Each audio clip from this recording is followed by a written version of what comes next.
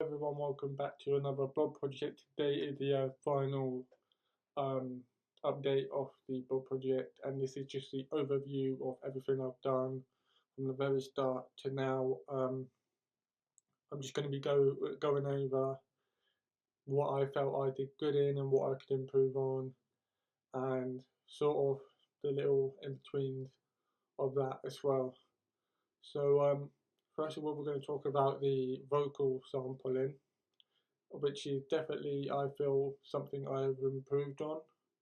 I wasn't very confident at the start, and I did kind of play around a little bit just to get comfortable in that sort of area of sampling, and I definitely come up with something that I sort of interpolated and thought sounded like it's saying another word.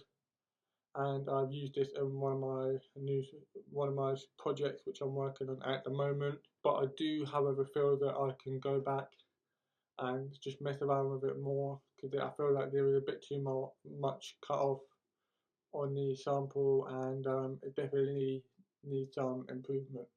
Next thing I'm going to talk about is my use of the plugins, which I believe if you sort of experiment, if you go through them all individually, you can definitely find what works for you, and I believe, done that on some of my samples that I've used in the blog project. I have shown many different ideas which someone can use. You can get all sorts of sounds with them depending on what you're after. If you use the tremolo, you can get the left and right vibe. If you use a tape delay, you can get that sort of like echo but like cool sounding vibe that you're after. I do feel like I could definitely go in deeper and use some more sort of harder to use and complicated plugins on these samples, which are definitely a must in the future. My drum sampling technique isn't the best, but there are many ways to do it. Some people use a MIDI keyboard, whereas I just like to use the manual way and chop it up manually, go through it, chop it up, stretch it, time stretch, pitch it up, pitch it down. You can do what you like, but that's my way of doing it instead of using a MIDI keyboard, because I feel like that suits me best. And you can definitely do other ways. You can get a sampler pad, which I'm pretty sure does the same as a MIDI keyboard.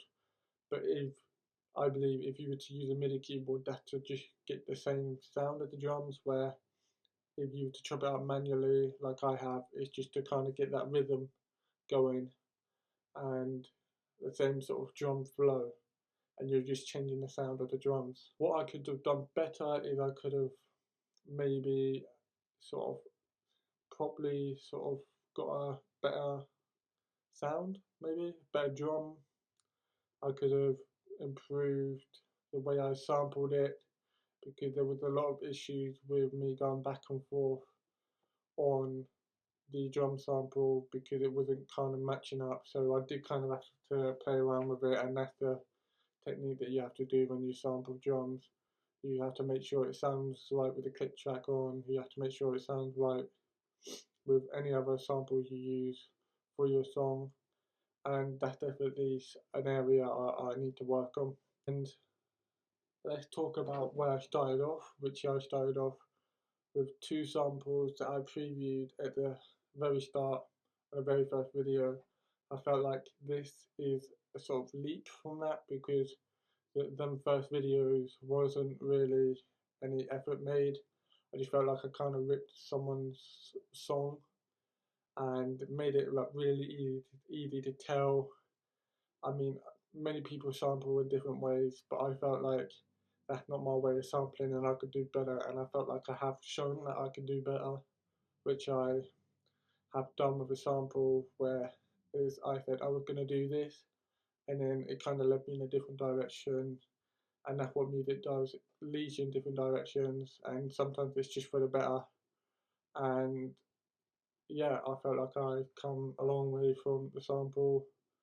Um, as always, there is room for improvement.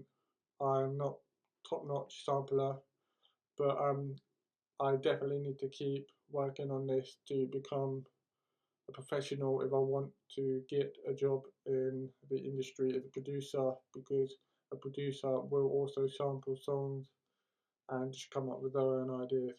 Overall, I think I did a pretty good job. I am very happy with the work I did.